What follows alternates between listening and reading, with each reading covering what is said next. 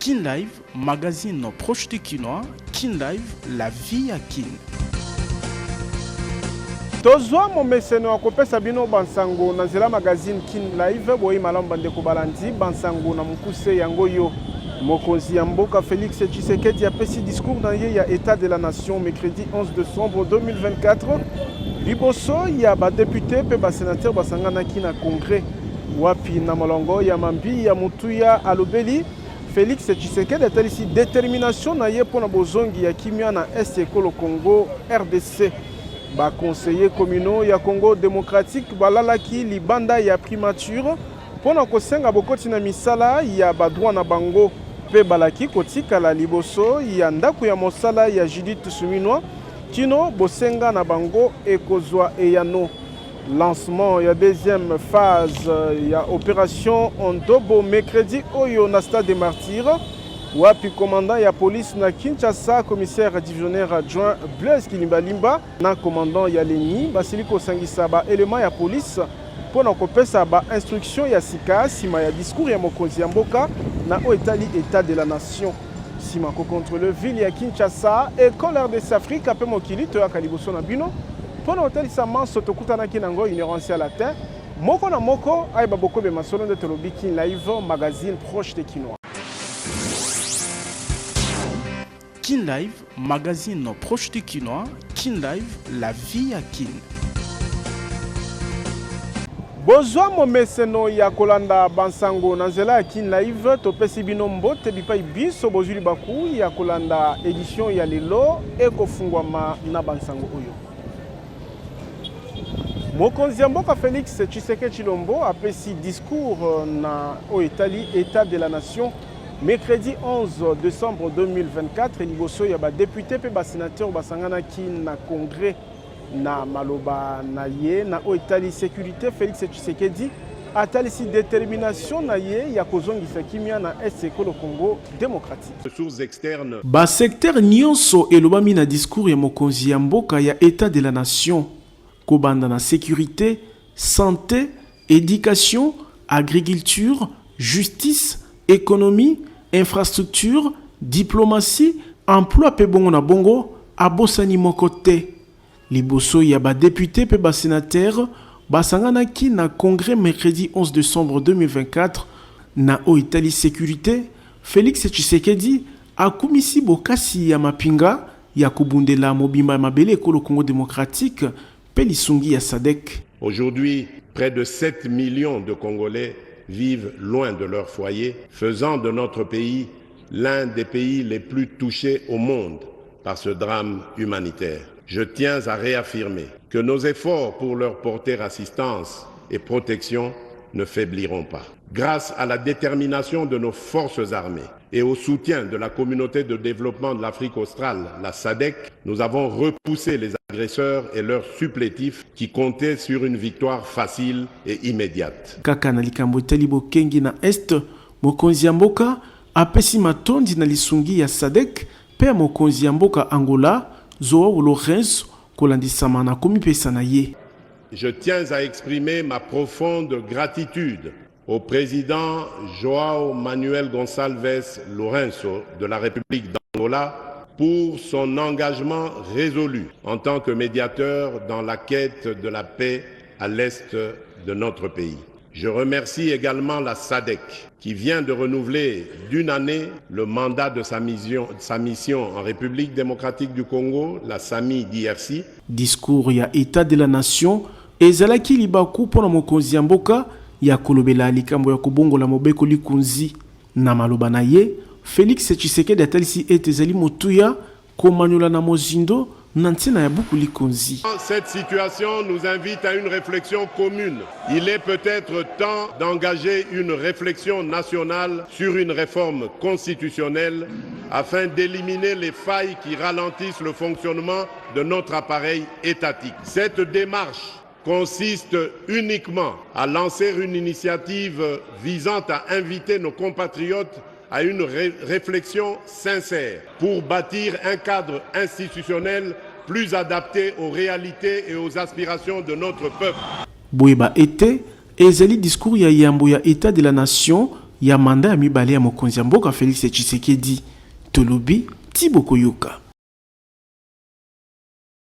Na primature mokonzi ya Mbula Matadi Judith Suminwa Tuluka ayangani na lisanga ya babanke ya Congo o bazali engagé ya kopesa maboko na bokasi ya Mbula Matadi ya kobundisa vie chère na ekolo Congo démocratique. Lisanga ya babanke bayaki pe kotalisa na Judith Suminwa bakokoso ezali kotungisa etamboli ya secteur na bango.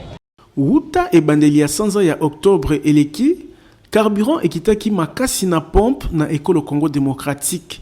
Ndakisa na Kinshasa, litre ya essence o ezalaki kotekama na 3340 francs ekita na 2990 francs. Ezali mbuma ya bokasi ya gouvernement Suminwa pona kobundisa vie chère pe ezali na impact ya malamu na kobika ya bayimboka. Mardi 10 décembre 2024, mokonzi ya Mbula Matadi Judith Suminwa ayanganaki na lisanga ya babanke ya Congo.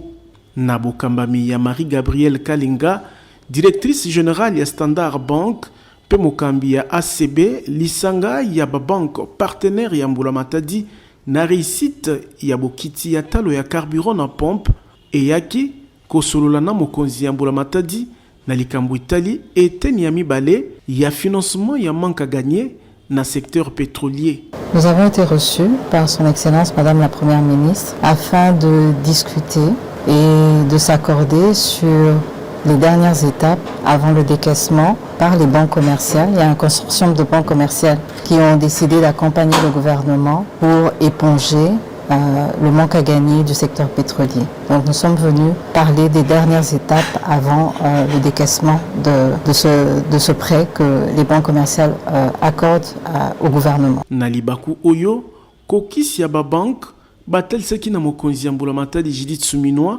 mikakatano ezali kotungisa secteur na bango. Et nous avons également saisi cette opportunité que la Première ministre nous a accordée de présenter quelques doléances que le secteur bancaire rencontre en ce moment, notamment par rapport à la loi des finances 2025 qui apporte quelques changements qui pèsent sur la fiscalité des banques commerciales en RDC. Nous avons parlé également de certains autres problèmes qui sont propres au secteur bancaire. Liboso ya mokonzi ya Mbula Matadi, lisanga ya babanke ya Congo etalisi posa na bango ya kozala pene ya Mbula Matadi na initiative oyo. Tolobi Thibaut Koyoka. Baconseiller communaux ya ekolo Congo démocratique balalaki libanda ya primature pona kosenga bokoti na misala ya badroit na bango pe balaki koko bakotika la liboso ya ndako wa musala ya Judith Suminwa kino bakozwa mbano na démarche na bango. Mbula enokaki mardi na Kinshasa esilaki na nzoto ya baconseiller communaux o basanganaki liboke lokola mutu moko liboso ya ndako ya musala ya mokonzi ya Mbula Matadi na Gombe. Baconseiller communaux ekolo Congo démocratique basalaki sit-in oyo pona kotalisa kanda na bango pamba te bilaka pe ba assurance Mbula Matadi apesaki ya koyanola na bosenga na bango kino lelo moko te ezwi eyano. Liboso ya ndako ya musala ya Premier ministre Judith Suminwa balaki koumela kino eyano malonga ekopesama na bosenga na bango o ezali lifuti pe mabungisami ya maponami ya babourgmestre. Kasi soki bazwi mbano te balaki kokende kino na mokonzi ya mboka. Aujourd'hui, nous dénonçons avec force et énergie la complicité au sommet du gouvernement de vouloir étouffer la vision du président de la République en maltraitant les conseillers communaux, en privant les conseillers communaux de leur d'émolument, conformément à l'article 10 de la loi sur les GTB. Nous dénonçons la mauvaise politique tendant à séparer les conseillers communaux de son appui à la vision du président Tshisekedi. Pour ce faire, les conseillers communaux de la RDC exigent sans tergiversation la démission pure et simple de la Première ministre Judith.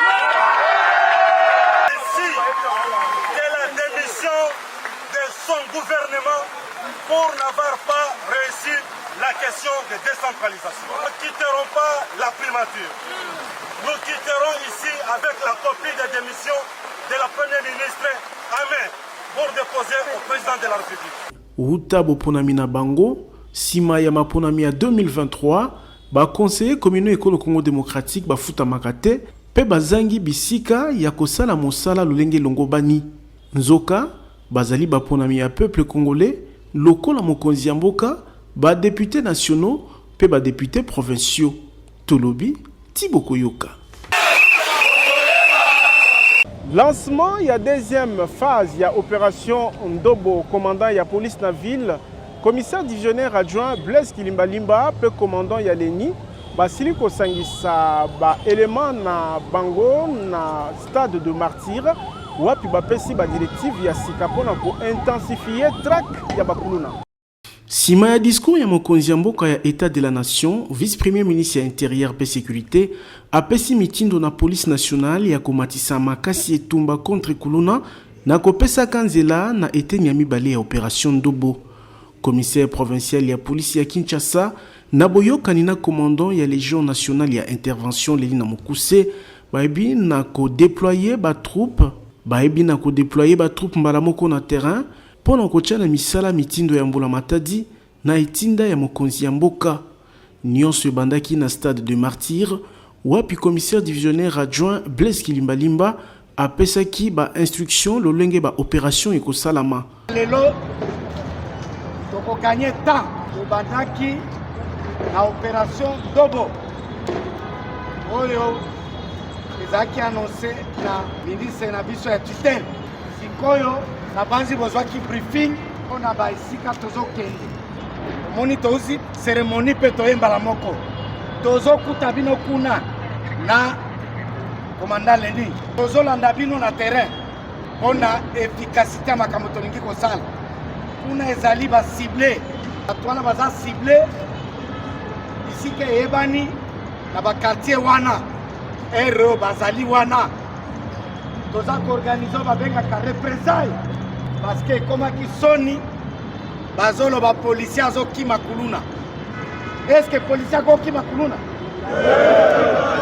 Makambo ya soni wana nde esengeli tolongola logistique na bino eza kolanda directement. Intensification ya opération Ndobo oiza pona kokanga bakuluna na capitale pe ba ville ekolo Congo démocratique esalemi na ngonga eteni ya yambo ya ba présumé kuluna bazali kosamba liboso ya ba différents tribunaux militaires pe civils ya Kinshasa.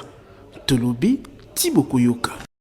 Totikala na etumba contre criminalité urbaine na cadre ya opération Zéro Kuluna Pendobo lancé na gouvernement congolais. 62 présumés criminels bazalaki jugé na procédure ya flagrance na audience foraine tribunal militaire ya Kinshasa Gombe elengelaki mardi na camp Lufungula.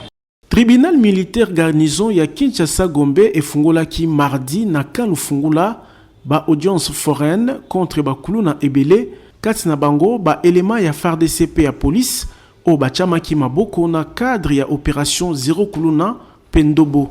Na misu ya ministre d'état ya justice pe ba victime ba membre ya masanga ya ba criminel oyo 62 mokoka basambaki liboso ya bazuzi ya mapinga na procédure ya flagrance. Na malongo ya bakuluna oyo militaire moko mokambi ya lisanga ya batomboki banso bazali kolandela na sembo pona terrorisme, coup et blessure volontaire, violation ya ba consigne oyo sokolo mpaka symphorien azalaki victime na balabala Shaumba na butu ya le 5 décembre 2024 pe Randim Poika Longi. Sima ya kobotola bango biloko ba présumé criminel oyo bazokisaki na machette victime moko mususu banyataki na moto basalelaka pe abukanaki lokolo. Présent na audience foraine ba victime ba pesi longoli na musala ya police ndenge aibaki ko récupérer biloko na bango. Moto monanité moko kimi na moto yo kimi kimi na bando ba botoli jou wana ba botola ki fort ngai bango na si téléphone ya iPhone na nini ordinateur ya musala na basak tout ça moni babare bango kaka po batro sonosi bamoni yo vraiment so barate kozolongo na yo baboma yo bafo moni bakomisina te mpona namoni oyo basala bato mabe babiki oyo futu boma ye mpe babomanga soki ayi na arme nanga babomanga. Ministre d'État ya Justice Constant Mutamba oyo azali kolandela bokobi ya baprocès atalisi volonté ya Mbula Matadi ya kosilisa kuluna na bavili ya RDC. Nous avons dit fini la récréation, fini ces mésaventures qui n'ont que trop duré. Nous allons poursuivre jusqu'à leur dernier retranchement tous ces délinquants, tous ces bandits, tous ces kuluna. Malenge la miaba audience foraine eko koba kinongala ya kuluna eko sila na Kinshasa pe ba ville mosusu ya mboka etungisami na insécurité ya kuluna tolobi Tiboko Yoka. Na Goma population ezali kozela bokoti na misala ya peine de mort contre ba criminels o bazali kochabo moina bango na Kokoso. Maire ya ville ya Goma, commissaire principal Faustin Capen, atalisi ete koleka motango ya 600 criminels bazali déjà na boloko ya Munzenze koboma bango ezali be souhait ya population ya Goma. L'opération Safchem Moudjou à Goma est en bonne santé par le fait que le résultat est toujours positif. Parmi les criminels arrêtés, il y en a qui ont opéré avec les armes et qui ont échappé à la justice populaire. Mais nos services ont pu récupérer quand même les armes, notamment les pistolets que vous voyez. Comme nous tendons vers la fête de Noël et de bonne année, nous demandons à tous les commandants de la police et de l'armée de s'assumer pour bien gérer et le matériel de guerre et leur personnel. Je pense que comme son Excellence, Monsieur le ministre d'État, la justice et garde des Sceaux, nous attendons et la population de Goma attend avec fermeté la mise en œuvre de la peine de mort. Et c'est ce que nous attendons parce que plus de 600 bandits à main armée dans la prison centrale de Munzenze de Goma et plus de 300 armes de guerre déjà récupérées. Je pense que c'est costaud. Nous devons nous assumer. Au lieu de désengorger notre prison, le souhait le plus ardent, qu'on nous donne l'ordre d'exécuter tous ces bandits sur place à Goma. Voilà le grand message. Na eleko oya ba fête ya suka ya mbula epekisami kotambola na tenue militaire to policière na ba grande ville na place publique na babar pe ba restaurant mukano ya gouverneur militaire Peter Chirimwami oyo akebisi moto nyonso akokwea na mbeba pamba te bakotinda ye na justice militaire. Afin de permettre aux forces de défense et de sécurité de jouer pleinement leur rôle dans le cadre de la sécurisation de la population en province du Nord Kivu pendant ces périodes de festivités, à savoir la Nativité de Christ, la Saint-Sylvestre et le Nouvel An 2025, son Excellence, Monsieur le gouverneur militaire ad intérim de la province du Nord Kivu, le général-major Chirimwami Kuba Peter, appelle tout le commandant des unités FARDC et PNC, ainsi que les responsables des volontaires pour la défense de la patrie, VDP en sigle, à bien devoir tenir à l'œil les hommes sous leur commandement respectif. Pour ce faire, l'autorité provinciale interdit toute présence d'hommes en uniforme ainsi qu'en armes sans autorisation dans les villes, au milieu public, dans les débits de boissons et restaurants. L'application de cette mesure ne doit souffrir d'aucune faille. Les récalcitrants seront déférés devant la justice militaire. Situation sécuritaire na Esekolo Congo démocratique et Luamaki na likita ya Conseil ya sécurité ya Nations Unies wapi ministre d'État et Affaires étrangères Thérèse Taïkwamba Wagner aibaki ko dénoncer violation ya cessez-le-feu na Rwanda. Na makita ya Conseil ya sécurité ya Nations Unies ya lundi, ministre ya misala libande Ekolo Congo démocratique aibaki na kotelemela Rwanda pona bozangi komi pesa na ye na cadre ya mécanisme ya vérification ad hoc renforcé o ekelamaki pona kolandela cessez-le-feu na Est Ekolo Congo démocratique. Thérèse Kaikwamba Wagner a telemeli pe ba violation mbala na mbala ya mapinga ya Rwanda pe ba M23 na mabele Ekolo Congo démocratique. Ce ne sont pas les discours du Rwanda qui définissent sa posture, mais ses actes. Le 5 novembre à Goma, les ministres des Affaires étrangères d'Angola, du Rwanda et moi-même avons lancé le mécanisme de vérification ad hoc renforcé mandatés pour surveiller le cessez-le-feu, entré en vigueur le 4 août. Composé de 18 experts angolais et de 3 experts congolais et rwandais respectivement, ce mécanisme représentait une étape clé dans la concrétisation des engagements pris. Or, depuis sa création, les experts rwandais n'ont jamais assumé leurs fonctions. Cela fait donc 34 jours que le fonctionnement de ce mécanisme est entravé, mettant en doute la volonté du Rwanda de respecter ses engagements. Pendant ce temps, le Rwanda et le M23 ont systématiquement continué à violer le cessez-le-feu tout en paralysant délibérément le mécanisme pour échapper à toute responsabilité. Ministre congolaise Yamisala Libanda a sengi implication ya communauté internationale pour l'encolongisa mabongisami à Luanda.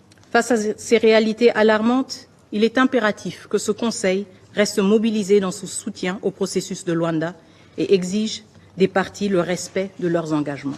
RDC et fundi lisusu Rwanda liboso ya Nations Unies mikolo moke yambo ya bokutani kati na mokonzi ya mboka Félix Tshisekedi pe homologue na ye Paul Kagame ya Rwanda na Angola na médiation ya président Joao Lourenço o ebongisami pona le 15 décembre 2024. Nini ba Congolais bakoki kozela na bokutani wana awa Rwanda azali kokoba na misala na ye mabe na mabele ekolo Congo démocratique e yano ekopesama mikolo mizali koya tolobi Tiboko Yoka. Koma kolo lopango na $1,500 ya pamba kasoko futa be $500 mususu ekolanda moke moke soki pe olingi okoma patron ba bus ya sika na ba moto ezali kopesama ya nyongo na président Ziko Mukanga.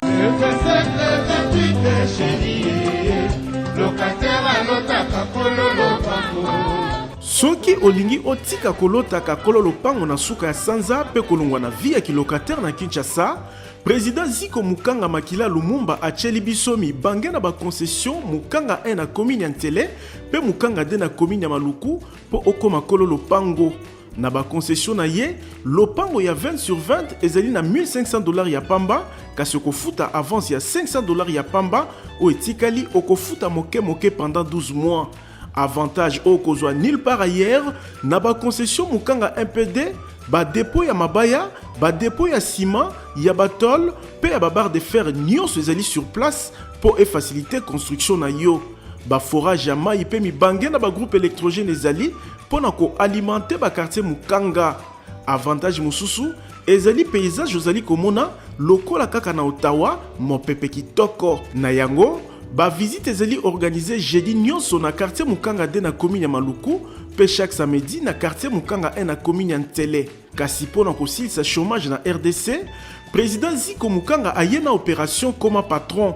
Azali kopesa moto ya 2 pneus na $1,300 ya pamba, avance $400 ya 3 pneus na $4,500 ya pamba, avance ya $2,000 ya pamba. Pe ba bis ya VIP ya transport na $30,000 ya pamba, avance $10,000. Ozwi bis ya sika 00 km o etikali okofuta malebe kino na suka.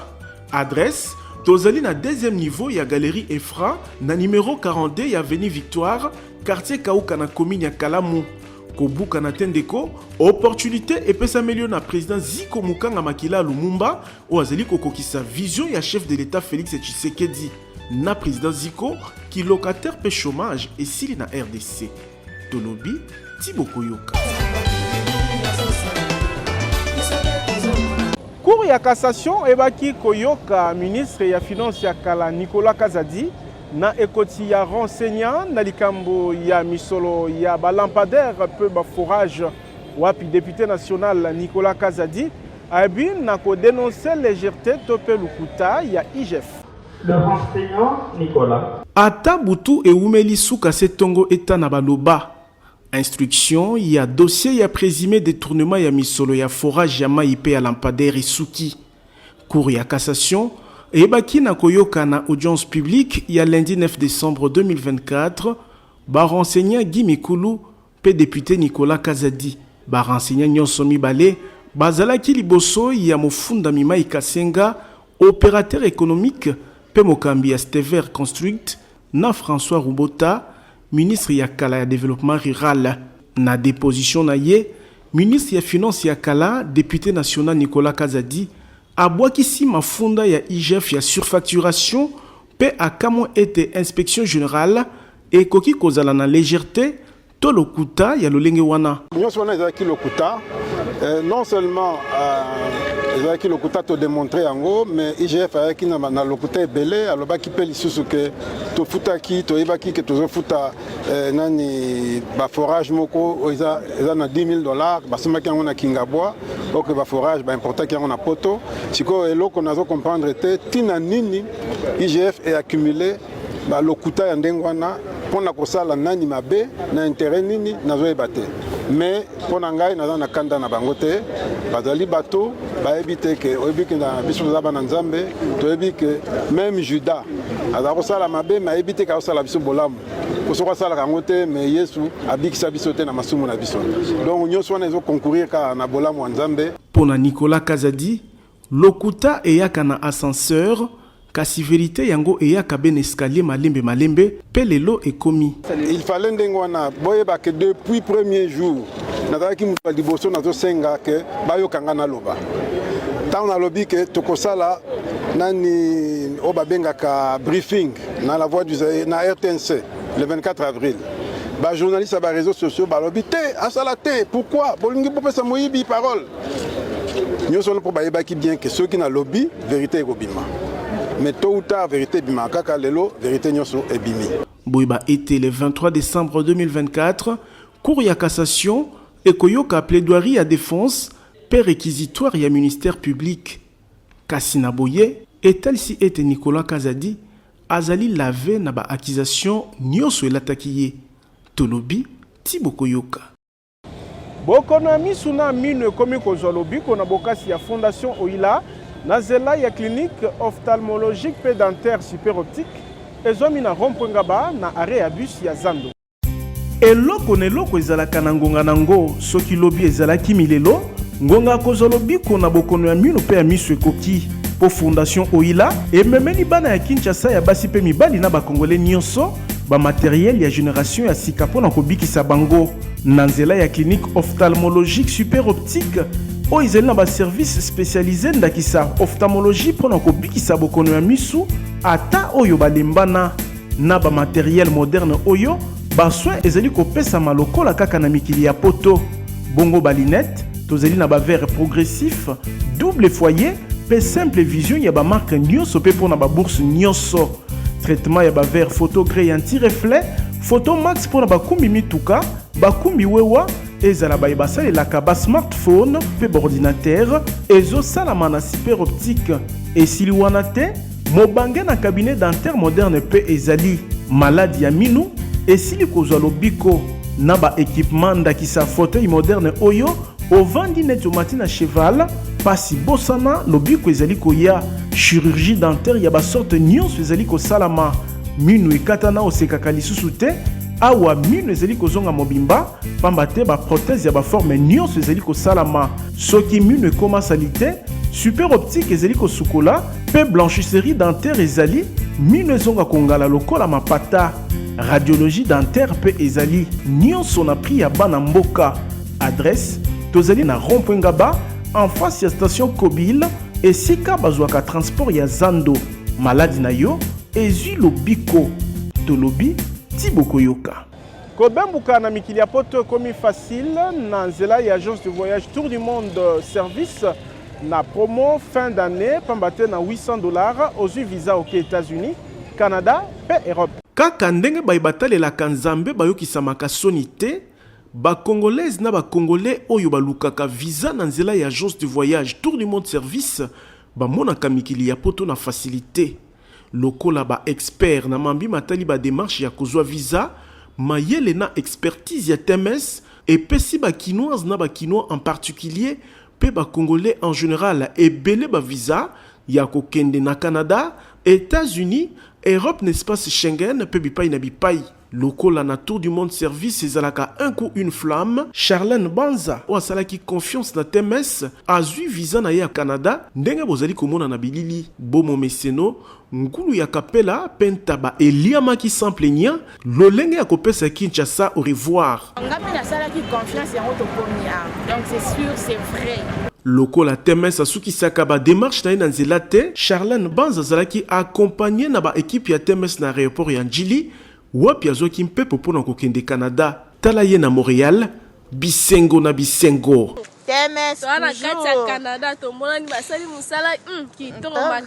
Moto akosa yo te ndeko, adresse ya kozwa visa na facilité ezali kaka tour du monde service. Méga promo fin d'année pe ezali na $800 ya pamba okei mikili ya poto na pete. Tozali na numéro 5151 ya balabala Kasavubu, quartier Matonge 1 na commune ya Kalamu. Référence Carrefour des Jeunes. Kasi po na ba réseaux sociaux, landa TMS na page certifiée po ba dongolo misu o bazali kopola ebele a 0 ba komi kosala nyamu kino na ba page Facebook. Ba komela paiement na TMS visa nde visa. Tolobi Tiboko Yoka. Kin Live, magazine proche du Kinois. Kin Live, la vie à Kin. Magazine Kin Live Suki Awa. Tozalaki na sengo ko présenter bino ngo bo meseno. Peto tonti bino botondi kolandisa mana fidélité bozali kokoba kotalisa. Sima caméra ezalaki Fabrice Bengo. Boti kala na kimia na mbota na bino Kin Live ezali kokoba. Kin Live, magazine proche du Kinois. Kin Live, la vie à Kin.